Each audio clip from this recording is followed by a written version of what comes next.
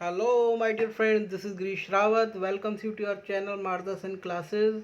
So this is the lecture for class 10th, and we were discussing about carbon and its compound, and we had discussed all the basic concept of the carbon and its compound. तो पिछले lectures अगर आपने नहीं देखे हैं तो पहले आप कार्बन एंड इट्स कंपाउंड के पिछले लेक्चर देखिए ताकि आपको सारे कंसेप्ट क्लियर हो जाएं, फिर आप इस लेक्चर को देखिए।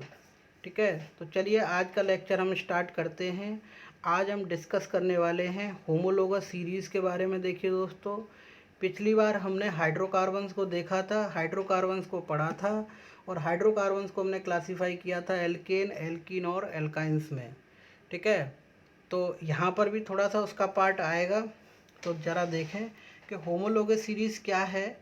सबसे पहला पॉइंट है कि ये ऑर्गेनिक कंपाउंड की सीरीज होती है। ऑर्गेनिक यानी जिसमें कार्बन है और जिसमें सिमिलर हाइड्रोकार्बन को क्या किया जाता है, एक के बाद एक अरेंज किया जाता है। तो हाइड्रोकार्बन का मतलब क्या हो सकता है दोस्तों? एल्केन्स हो सकते हैं, एल्कीन्स हो सकते हैं, या एल्काइंस हो सकते हैं। हाइड्रोकार्बन या तो एल्केन हो सकते हैं, या एल्कीन्स हो सकते हैं, या एल्काइंस हो सकते हैं। फिर इन हाइड्रोकार्बन्स को रखा गया एक के बाद एक, जैसे कि मीथेन, मैथेन के बाद एथेन, एथेन के बाद प्रोपेन, प्रोपेन के बाद ब्यूटेन, ब्यूटेन के बाद पेंटेन, पेंटेन के बाद हेक्सेन। इस तरह से एक के बाद एक रखा जाए। तो इसमें यह देखा गया कि जैसे मान लीजिए कि एल्केन्स, अगर कार्बन 2 है तो हाइड्रोजन 6 होगा, डबल प्लस 2 वाला फॉर्मूला लगता है। ये अगर 2 है तो हाइड्रोजन डबल प्लस 2 हो जाएगा, अगर ये 3 है तो ये 8 हो जाएगा। तो ये देखा गया कि इसमें से जब इसको सब्ट्रैक्ट किया जाएगा, रिड्यूस किया जाएगा, तो जो डिफरेंस निकल के आएगा इनके बीच का हमेशा CH2।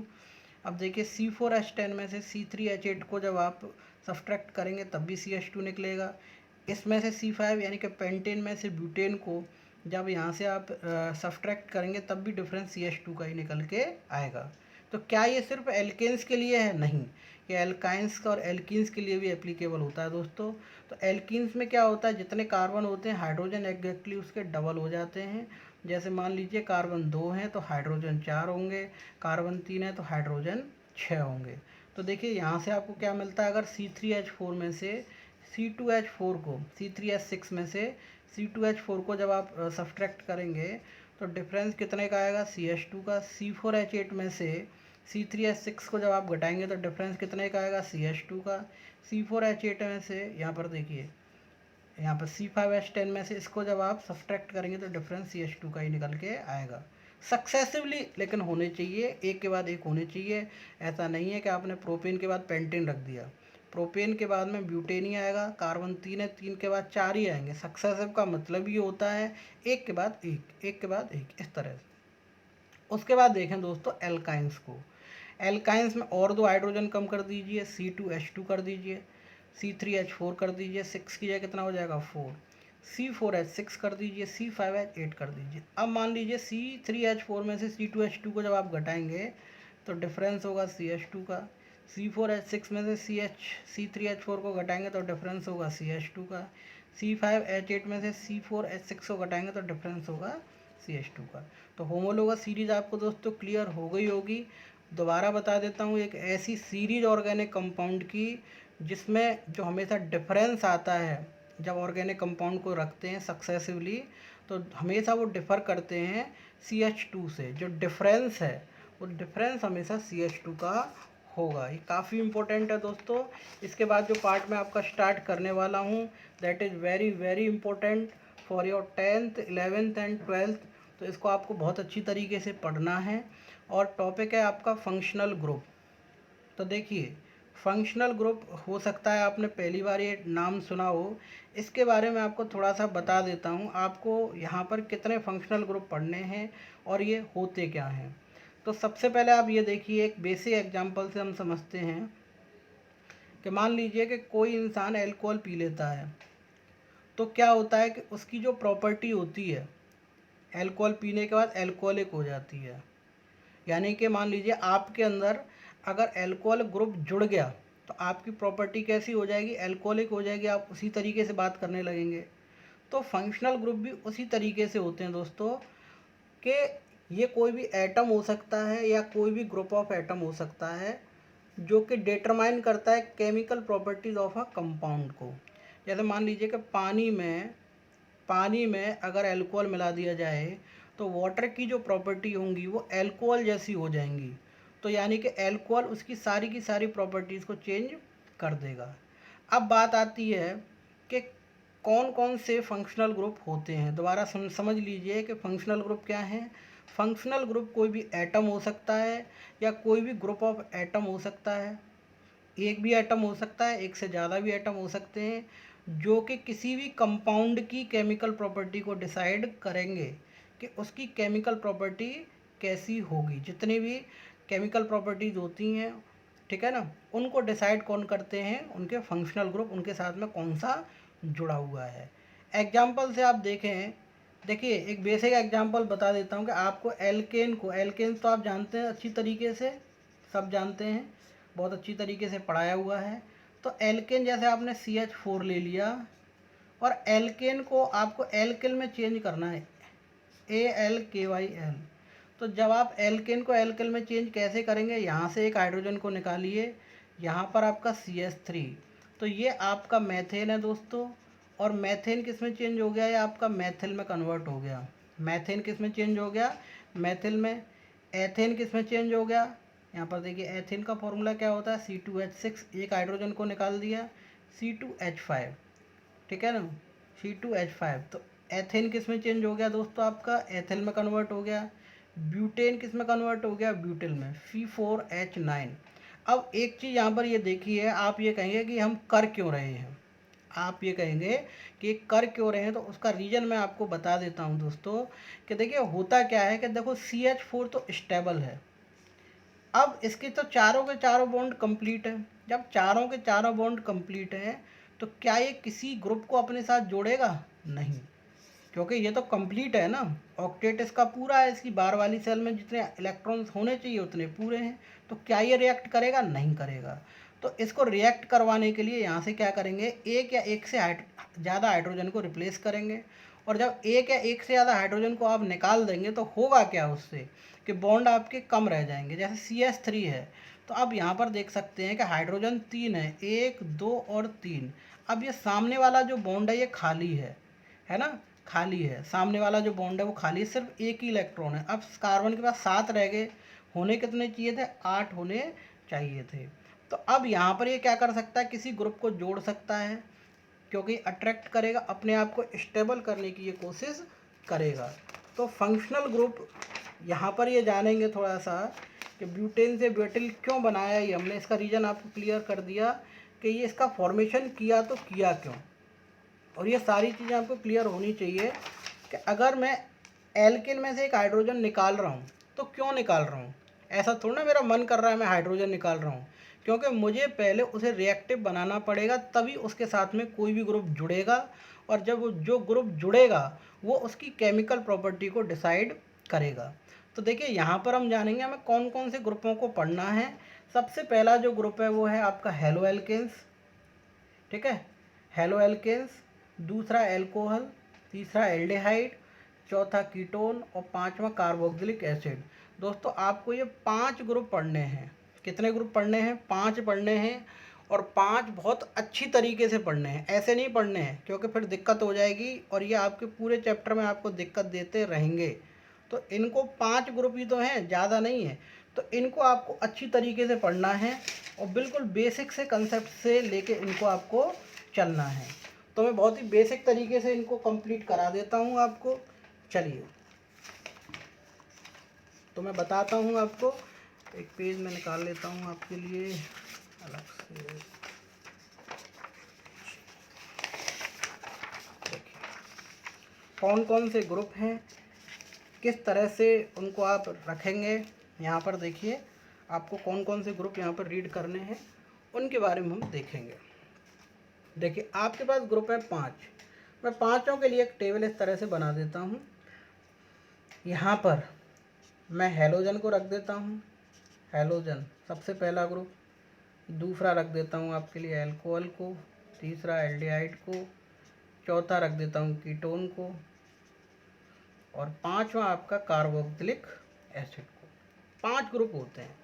तो सबसे पहले हम डिस्कस करेंगे हेलोजन के बारे में। हेलोजन देखिए 17th ग्रुप के एलिमेंट होते हैं। पीरियोडिक टेबल आप पूरा याद कर सकते हैं, मैंने वीडियो लेक्चर डाला हुआ है, 5 मिनट में आप पूरा पीरियोडिक टेबल आपके टेक्स्ट पे होगा। ठीक है, आप विद एटॉमिक नंबर याद कर पाएंगे। तो पुराने वीडियो लेक्चर को आप देख सकते हैं, जिनको एटॉमिक नंबर याद नहीं है पूरी पीरियोडिक टेबल आपको याद हो जाएगी। एक दो बार जब आप रिवाइज करेंगे तो याद हो जाएगी। तो यहाँ पर देखें कि जो हैलोजन है, हैलोजन 17th ग्रुप का एलिमेंट है। फ्लोरीन, क्लोरीन, ब्रोमीन और आयोडीन। ठीक है, ये एलिमेंट्स होते हैं। फिर कल 12 आंटी ऐसे याद कर सकते हैं, फ्लोरीन, क्लोरीन, ब्रोमीन और आयोडीन। और इसको हम रिप्रेजेंट करते हैं दोस्तों एक्स से। किससे रिप्रेजेंट करते हैं? एक्स से रिप्रेजेंट करेंगे। अब मान लीजिए कि किस तरह से हेलो एल्केन्स बनाने हैं। हेलो एल्केन्स, एल्केन्स तो आपको पता ही है। जैसे मान लीजिए एल्केन्स में मैं CH4 ले लेता हूँ, और हेलोजन आपको पता है कोई भी एक्स, यहाँ से ये एक्स क्या जुड़ जाएगा, इसके साथ नहीं जुड़ेगा। तो इसको जोड़ने के लिए हमें क्या करना पड़ेगा? इसमें से एक हाइड्रोजन को निकालना पड़ेगा ना। अगर मुझे एक्स को जोड़ना है इसके साथ में तो क्या करना पड़ेगा? आप खुद सोचिए, डायरेक्ट तो जुड़ेगा नहीं, इसके तो ऑक्टेट पूरा है, पूरे बॉन्ड है। तो क्या करना पड़ेगा? पहले एक हाइड्रोजन को निकालूंगा और फिर उसके बाद में एक एक्स को जोड़ूंगा। तो ये बन गया आपका CH3X। एक्स की कोई वैल्यू ले सकते हैं आप। क्लोरीन ले लीजिए, जैसे यहाँ पर CH3 Cl रख दिया मैंने, तो इसका नाम था मैथेन। क्या नाम था इसका? मैथेन। और इसका नाम हो गया क्लोरो, क्योंकि हेलो है। क्लोरो, ब्रोमो, आयोडो, इस तरह से क्लोरोमेथेन। क्या हो गया ये? क्लोरोमेथेन हो गया। ये इसका आयुपैक नेम है, ये हम डिस्कस करेंगे। इसके लिए मैं अलग लेक्चर लेके आऊँगा, पूरी नेमिंग आपको सिखाऊंगा।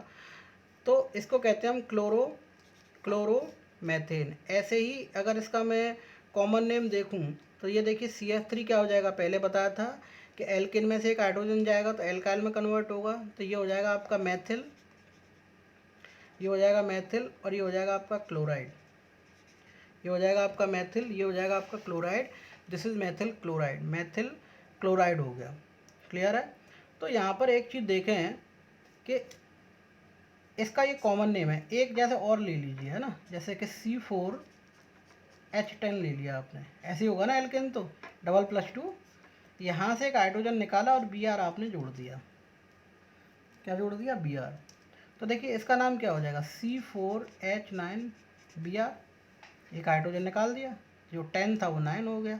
तो यहाँ पर देखिए ये क्या है आपका? ये तो आपका ब्यूटेन था ना। क्या था? ब्यूटेन। अब ये देखिए इसका नाम क्या हो जाएगा? ब्रोमो। Br का मतलब ब्रोमो, ये हो जाएगा आपका ब्रोमो ब्यूटेन। क्या हो जाएगा? ब्रोमो ब्यूटेन हो जाएगा। या फिर मैं इसका कॉमन नेम जानूँ तो क्या हो जाएगा? C4H9 क्या है? ब्यूटाइल, है ना, YL लग जाता है, EN को हटा देते, ब्यूटाइल और ब्रोमाइड। ठीक है, तो आपको दोनों नाम याद रखना है। जनरली ये वाला नेम बहुत इंपॉर्टेंट है, ब्रोमो ब्यूटेन, इस तरह से। क्लियर हो गया होगा आपको। दूसरा जो फंक्शनल ग्रुप है दोस्तों वो है अल्कोहल। ठीक है, तो इसके लिए मैं थोड़ा सा बेसिक सा पॉइंट आपको क्लियर कर देता हूँ कि अल्कोहल्स होते क्या हैं जनरली।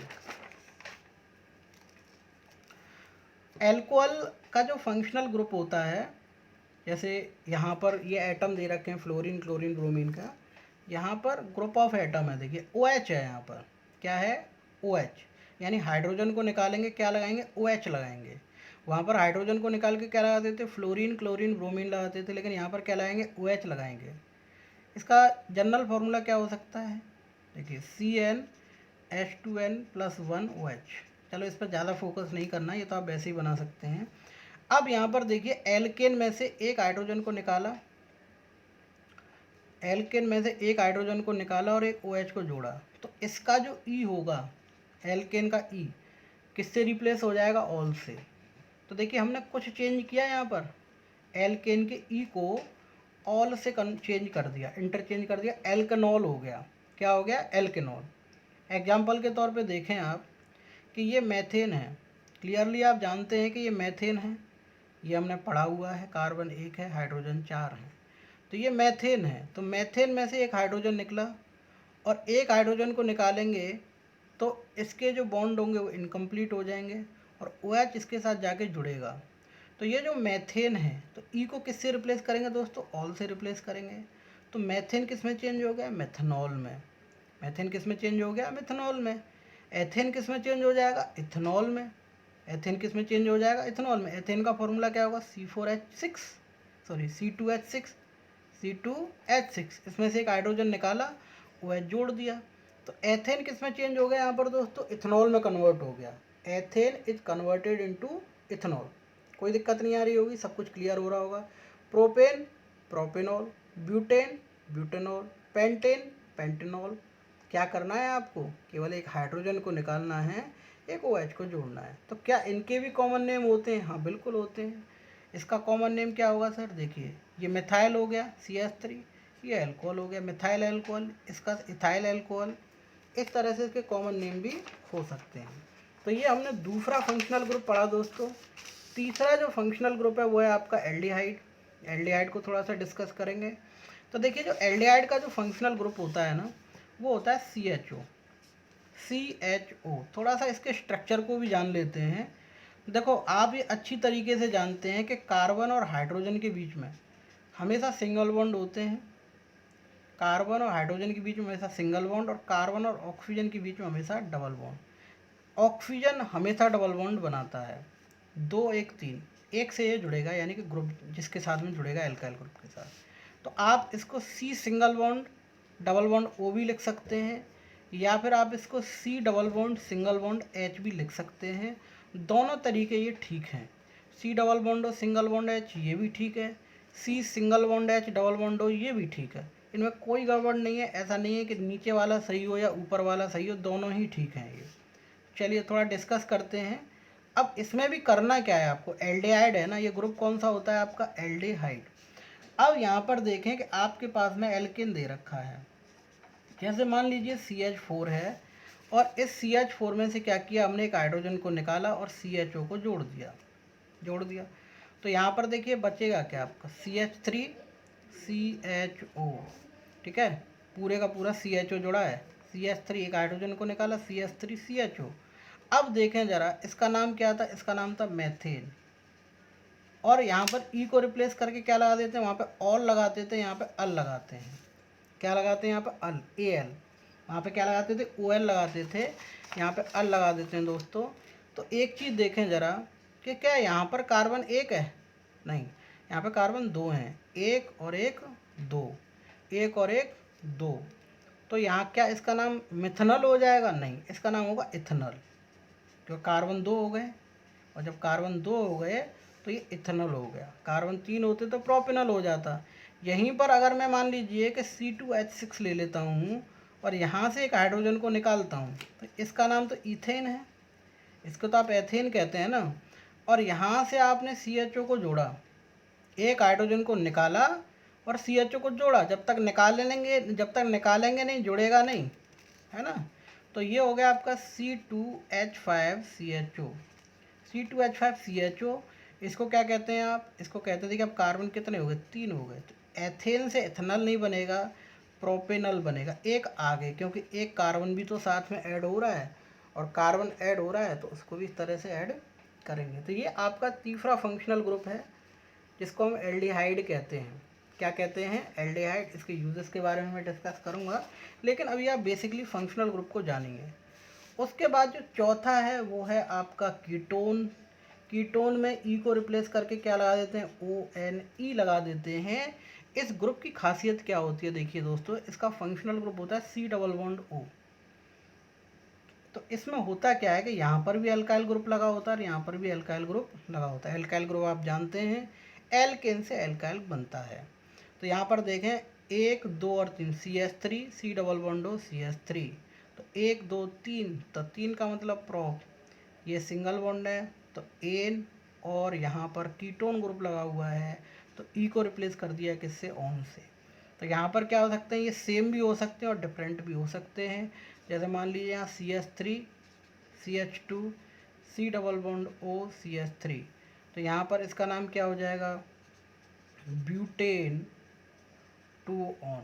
ठीक है, ये नाम हो जाएगा, डिस्कस करेंगे भी, नेमिंग में भी इस तरह से नेमिंग होंगी। उसके बाद देखिए लास्ट जो आपका फंक्शनल ग्रुप है दोस्तों, वो है कार्बोक्सिलिक एसिड। कार्बोक्सिलिक एसिड का फंक्शनल ग्रुप होता है COOH। COOH एसिड होता है एक तरीके का, तो देखें ज़रा, इसके बारे में जानेंगे बहुत कुछ अगले लेक्चर में। तो देखिए आर सी डबल बॉन्ड हो, कार्बन ऑक्सीजन के बीच में डबल बॉन्ड। फिर कहोगे कि सर ये कार्बन ऑक्सीजन के बीच में आपने सिंगल बॉन्ड क्यों लगा दिया। देखिए कार्बन कितने बॉन्ड बनाता है, 2 बनाता है, सॉरी 4 बनाता है। ऑक्सीजन कितने बनाता है, 2 बॉन्ड बनाता है। तो एक इसने यहाँ बना लिया और एक किसके साथ बना लिया, हाइड्रोजन के साथ बना लिया। हाइड्रोजन एक बॉन्ड बनाएगा, हाइड्रोजन बनाएगा एक बॉन्ड, ऑक्सीजन बनाएगा 2 बॉन्ड, कार्बन बनाएगा 4 बॉन्ड, नाइट्रोजन बनाएगा 3 बॉन्ड। याद रखना इस चीज़ को, ये हमेशा आपके काम देगी। उसके बाद देखें हैं कि आपने यहाँ पर मेथेन को रखा, हाइड्रोजन को रिप्लेस किया, एक हाइड्रोजन को यहाँ से निकाला और COH जोड़ दिया। ठीक है, तो CH3COH। तो ये आपके कार्बन 2 हो गए ना, 1 से 2, तो इसका नाम है एथेनोइक एसिड, है ना। ई को किससे रिप्लेस कर देते हैं आप यहाँ पर, ओइक एसिड से। ई को किससे रिप्लेस करेंगे, ओइक एसिड से, तो ये हो जाएगा एथेनोइक एसिड। सिंपलेस्ट वाला कौन सा होता है, फॉर्मिक एसिड होता है, देखो HCOOH। इसको हम क्या कहते हैं, मिथेनोइक एसिड कह देते हैं। चींटियों के डंक में ये पाया जाता है, मिथेनोइक एसिड या इथेनोइक एसिड कहते हैं। ईथेन से देखिए क्या बनेगा, ईथेन में से एक हाइड्रोजन निकला प्लस COH, तो C2H5COH बना। तो यहाँ पर ये देखिए बना आपका प्रोपेनोइक एसिड, क्योंकि कार्बन कितने हो गए यहाँ पर, 2 और 1 3। 3 पर क्या आता है आपका प्रोपेन, और ई को रिप्लेस करके क्या लगाते हैं दोस्तों, ओइक एसिड लगाते हैं। आशा करता हूँ ये लेक्चर आपको बहुत अच्छा लगा होगा। कृपया मेरे चैनल को बिल्कुल सब्सक्राइब कर दीजिए। इसी तरीके की आपको अच्छी अच्छी जो है नॉलेज मिलती रहेगी। ठीक है ना। आपका बहुत बहुत धन्यवाद। आपका दिन शुभ।